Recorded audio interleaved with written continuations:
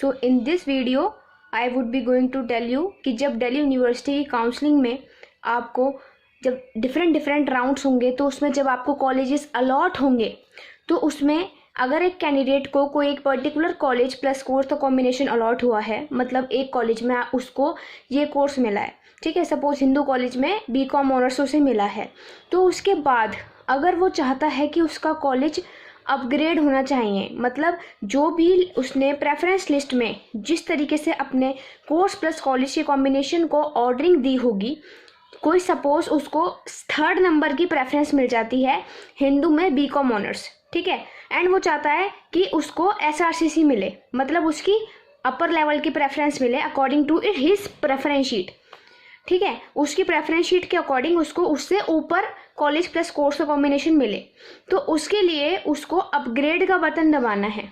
Upgrade का button कहाँ पर शो होगा, कैसे, हमें क्या करना है, उसका क्या प्रोसीजर है?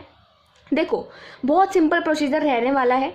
जब आपको कॉलेज अलॉट होगा तो आप अपने जो पोर्टल है दिल्ली यूनिवर्सिटी का, उस पर ही आप चेक करोगे कि आपको कॉलेज अलॉट हुआ या फिर नहीं। जहाँ पर आपने CA/CS का रजिस्ट्रेशन फॉर्म भरा है वहाँ पर ही आपके सेकेंड राउंड यानी प्रेफरेंस शीट आपकी भरी जाएंगी उसी फॉर्म में, उसी साइट पे, और आपका उसमें 3rd राउंड भी यानी कि अलॉटमेंट का राउंड भी वहीं दिखाई देगा आपको। यहाँ पर आपको 3 ऑप्शन दिखाई देंगे, एक अपग्रेड का, एक फ्रीज का और एक रिजेक्ट का।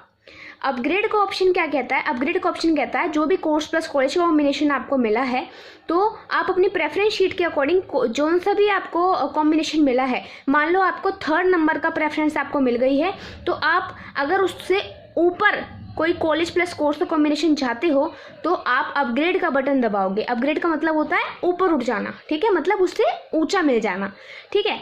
तो अपग्रेड जैसे ही आप बटन दबाओगे तो आपका जो आपको जिस भी कॉलेज में किसी पर्टिकुलर कोर्स में सीट मिली है वो तो रहेगी ही, प्लस आप जो भी आपकी प्रेफरेंस शीट के ऊपर और कॉलेजेस होंगे वो उसमें अगर आपके मार्क्स अच्छे हैं, अगर आपका होता होगा एडमिशन तो आपको मिल जाएगा, ठीक है। लेकिन अगर आपका कॉलेज अपग्रेड हो गया, सपोज जो भी कैंडिडेट को 3rd नंबर की प्रेफरेंस मिली जिसमें उसे हिंदू में बीकॉम ऑनर्स मिला, तो उसे अब मान लो 2nd नंबर की प्रेफरेंस मिल गई है, ठीक है, SRCC में बीकॉम ऑनर्स उसे मिल गया है, ठीक है, 2nd नंबर की प्रेफरेंस, फर्स्ट पे उसका था SRCC में इकोनॉमिक्स ऑनर्स, ठीक है, तो 2nd नंबर पे उसको SRCC में बीकॉम ऑनर्स उसको मिल गया है।